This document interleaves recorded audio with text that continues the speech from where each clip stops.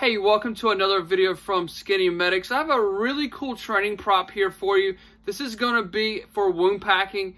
It's super realistic, especially if you buy their blood and their galls because it actually clots. Super cool, haven't seen anything like that before, and it feels fantastic. So let's do a quick review for you. So the trainer I want to show you today is from TrueClot, and this is their wound packing simulator, and man, that freaking is nice. Like, it feels awesome. And you also get a pump to go with it. I'll show you that in just a second on the tabletop. So before I give you a quick demo, I just want to talk about what wound packing is for. And we mostly use it for the junctional areas where the arms and legs connect to the torso. Places where you cannot get a tourniquet up high enough to stop major bleeding. So that's kind of where we use it mostly. But this could be used as a backup to a tourniquet. Maybe you put a tourniquet on, you're only carrying one, you've locked it down as tight as you can get and it's still bleeding. Well, then you can wound pack that area to help assist the tourniquet in stopping the bleeding. You could also use this if you didn't have a tourniquet. You know, you're at Walmart or wherever shopping and you're not carrying a tourniquet and boom, something goes down, someone's got a major cut. You could wound pack an arm or a leg, hold pressure, a lot of pressure, to stop the bleeding there. A tourniquet obviously would be preferred there, but if you're not carrying it, you can use it as a backup, as a plan B. And when you're wound packing, you're not absorbing the blood. Big myth. It's all about putting pressure down on that artery that's bleeding. So it's all about pressure. So good technique to put a lot of pressure down on there. Use your palms holding pressure after you get done. You can use regular gauze. You could use a t-shirt if you had to. You could use a hemostatic agent such as Celox or combat gauze. But you need to get it down to the source and hold good pressure.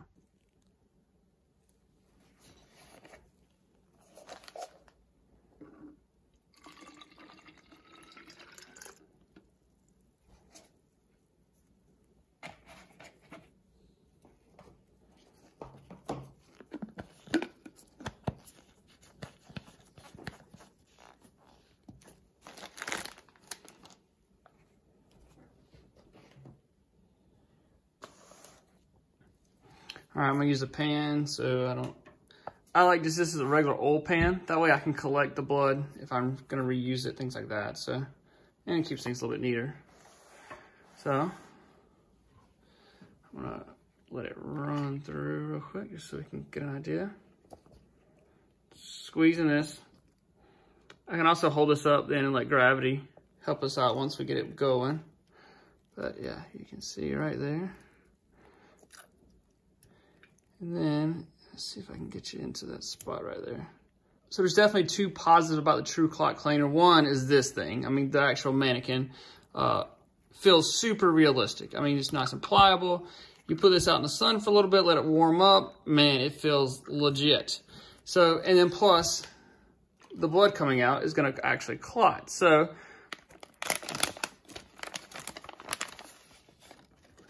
it looks pretty similar to any other Z-fold gauze we have here. Run it in there. Get it to the source.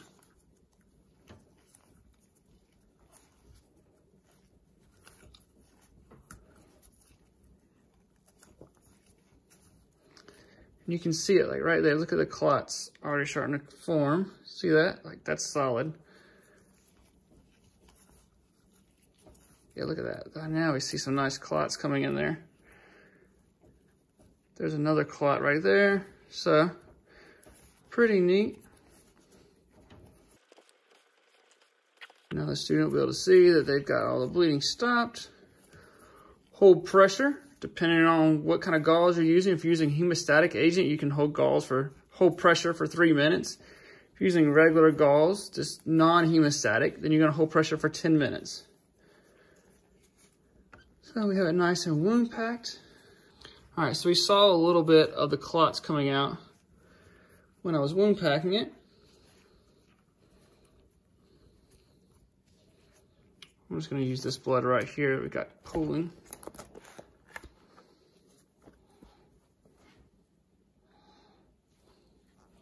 And this will help see the clots better. Yeah, like look right there. That's nasty. Clots just, yeah, see? That's solid right there.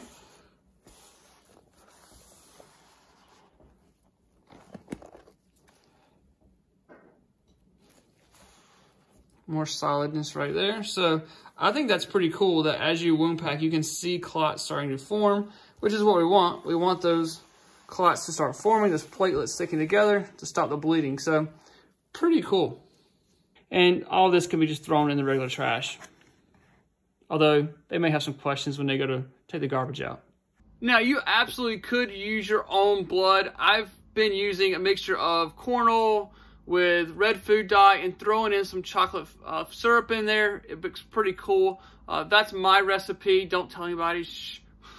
And I do appreciate those who support us over on Patreon. Now that I'm mentioning blood and wound packing and tourniquets and all that good stuff, this video is probably not ad friendly. So I appreciate the support over there. So I hope this video helps. You never know when you'll be the first responder. Remember the right gear and the right training.